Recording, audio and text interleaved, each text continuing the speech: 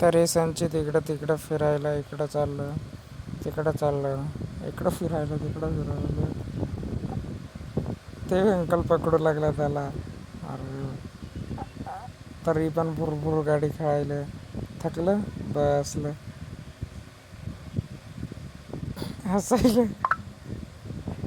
तर guys J by त्याच्या मम्मीकडे गेलं. तर गाईज हे आपल्या दुसऱ्या अंकलचं पोरगं दिवांश हे आंघोळ करायला. बरंच इकडं तिकडं करायला. त्याला पाण्यात मजा यायली तरी पण ते मस्त आंघोळ करायला. त्याला खुशी किती वाटली.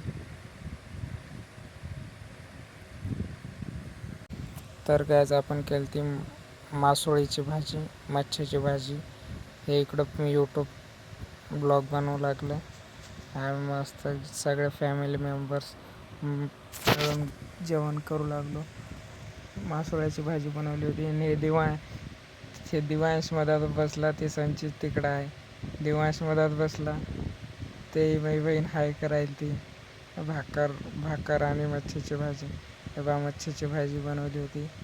भाकरी इकडं येत आहे मच्छी.